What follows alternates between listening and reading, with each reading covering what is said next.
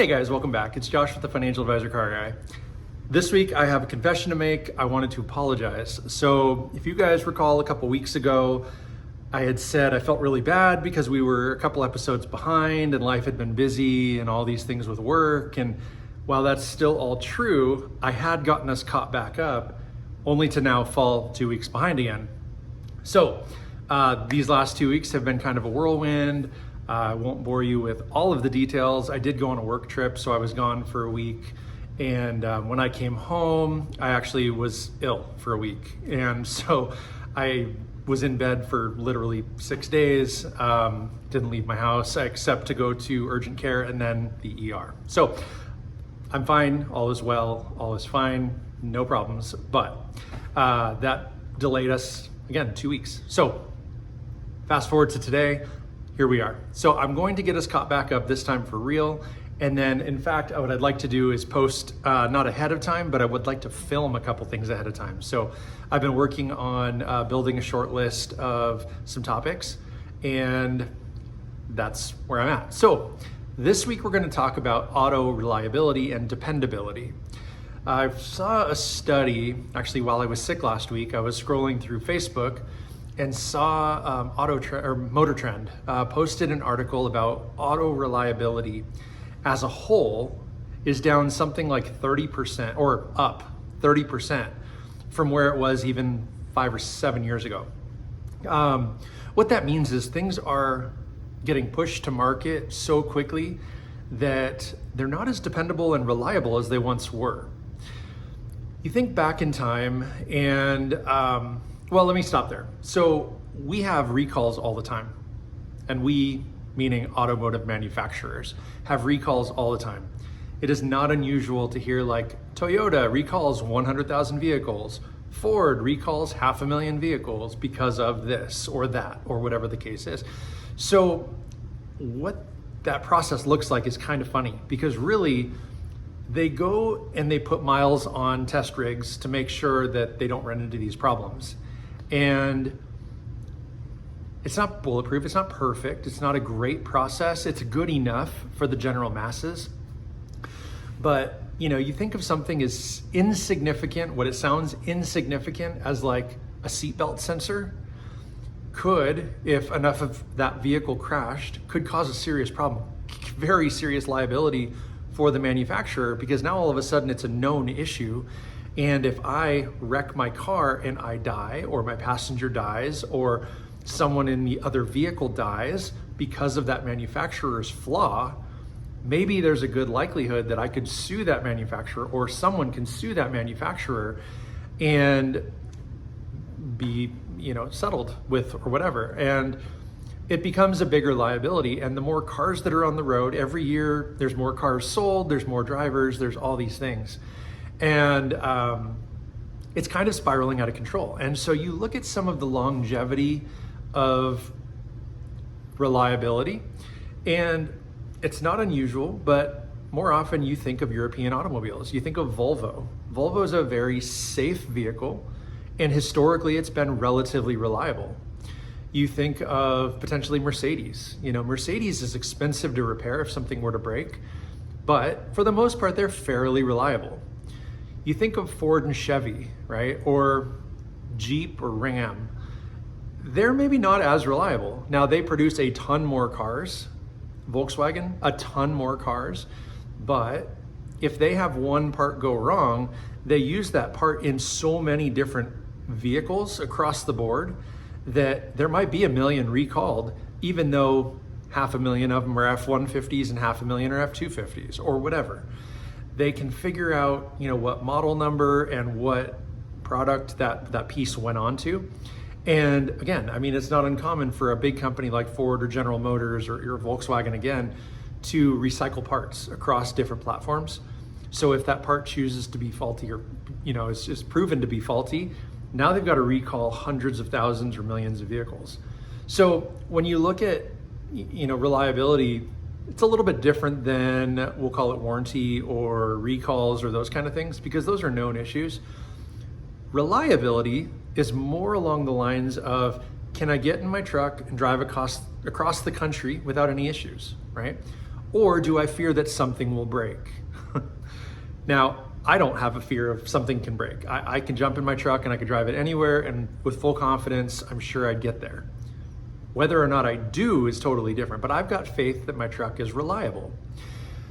Well, this year for 2025, they have announced a new leader in least reliable vehicles, and it is not insignificant. I don't know the actual statistics, but Audi has claimed the title as least reliable vehicle.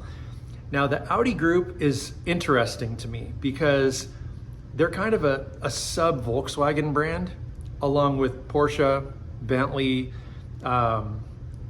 Bugatti's in there. What else?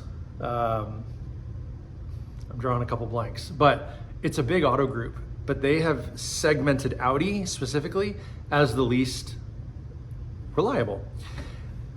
I gotta tell you, once upon a time, my very first Audi was absolutely beautiful, flawless car. It was a 2002 Audi A4. And it wasn't my first Audi. Now, I bought that car with a reconstructed title in 2005. So it was 3 years old, but it only had 12,000 miles on it. It was like a brand new car. It had been rear-ended and repaired down in California, and I bought it from like a wholesaler or somebody who specializes in reconstructed vehicles. And the long and short of it is that car was phenomenal. I had it for 3 or 4 years.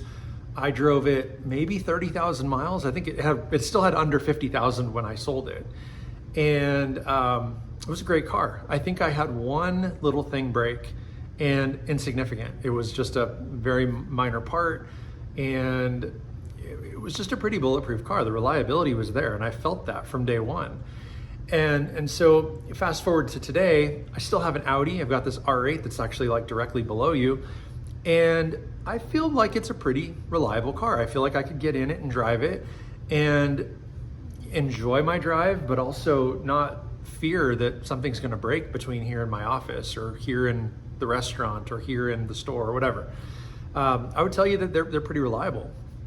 But today's Audis are so much more technologically advanced than my A4 was 20 years ago.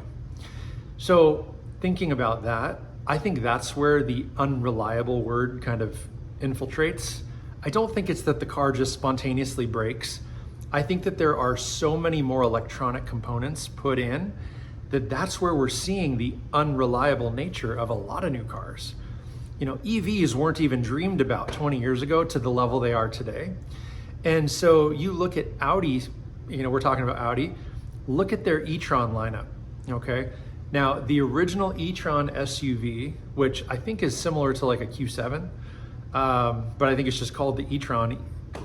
Yeah, I think it's just originally, but maybe they're different now, but the first generation e-trons was like a Q7. A person here in town I know actually bought one brand new off the showroom floor. It actually got bought back from them by Audi through the Lemon Law. It was in the shop way more than it wasn't, and to a point where they could file the claim, and Audi was forced to buy them back. They also were reimbursed all of the rental car charges and everything associated with that vehicle. So it was like it never happened. Well, guess what? Those people did not go buy another Audi. So their issues were purely electronic, and it wasn't anything outside of just wiring gremlins and wiring bugs that wouldn't go away. It forced certain components of the vehicle to not work or work properly. And they lost faith. And it was like every time a warning light came on, they thought it was catastrophic. And so again, Audi had the car way more than they didn't, and would repair it until that light went away and it didn't return, only to get the car back a couple weeks later with some different issue, all stemming from electronics. So I kind of gave you guys the answer before really posing the question, but to me, I think that the question is why all of a sudden is I'll call it a mid to high level luxury brand, all of a sudden unreliable, when once upon a time they seemed to be relatively strong. And I think it's because with advancements, with technology, a lot of these cars are migrating away from just put your key in and go to, I don't even have a key, my phone is my key, I hit the go button and then it self-drives. Yeah, that's a pretty extreme thing, right? From one end to the other. I think that's where we're starting to see unreliability creeping in. It's not because parts are failing. I think it's because the electronics maybe are so sophisticated that any power surge or any weird anomaly can then cause something in the vehicle to die or crash or turn off or not work. And so it's kind of a long-winded answer, but I think that's the situation. And that goes again above and beyond any form of recalls or any form of service contract work or any of that stuff that the dealers might reach out for in regards to your particular vehicle. Reliability comes down to, can you get in your car? Can you get to, from A to B without it breaking? And at this point, Audi, you rate very, very low, right? That's the problem, is you guys, Audi, rate, and from a consumer lens, that's hard, because I don't want to go out and buy a new Audi if I know that across the board they're judged as the least reliable. I have to buy the car because I want the car, not because I want to get from A to B conservatively or safely or every time. There are companies like Honda and Toyota. Even Toyota, you've seen some big recalls recently in the not so distant past. But companies like Honda and Toyota are known for reliability. Those cars will run 250,000 miles, and all you got to do is change the oil. Really, new tires and things along the way. But from a maintenance standpoint, they are pretty bulletproof, and they're engineered to run a long, long time. Then you take it to the luxury side of that, and maybe you're looking at an Acura, or a Lexus or something like that, or even an Infiniti or one of the higher end luxury brands from a Asian market. I think the reliability is still there. I think that those things are still pretty well thought through. But again, just like Audi, just like a lot of the German auto manufacturers, they're moving so tech heavy. I gotta think that the reliability is gonna follow. And unfortunately, I think that's gonna hurt these guys more than help them. So that's kind of my theory. I don't know the situation, but reading that Audi was rated with the least reliable vehicle right now was kind of a gut punch to me, because I'm an Audi fan. I believe in their product.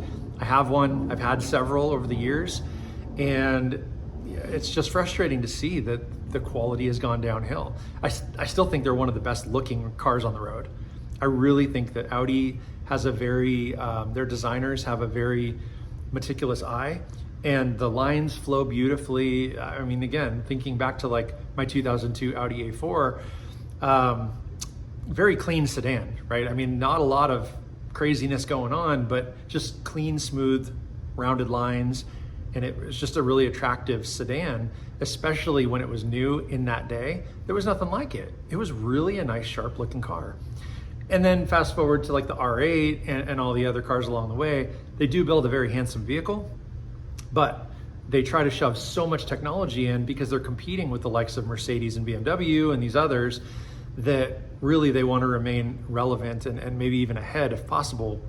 But now we're seeing the aftermath, and it's caused unreliability. So take that as you will. Again, this is my opinion. I don't know the real reason as to why. Consumer Reports and again, Motor Trend or whomever it was where I read that article was saying just, that's customer satisfaction levels are low because of the reliability level. And I'm not sure how many they polled, but that struck a chord with me again. Seeing Audi in a headline like that was really a kind of a gut punch. So I figured we'd talk about it. I'd share my thoughts as to why. Let me know in the comments. Do you disagree? Do you know otherwise? Is there a reason that Audi's reliability has fallen and I didn't say it correctly, or maybe I didn't give the right information at all? So correct me if I'm wrong. If you share the opinion, awesome, give me a thumbs up. Go ahead and like this video, but don't forget to subscribe and hit that notification bell. That's all I got for you guys. May every investment you make be a good one. Till next time.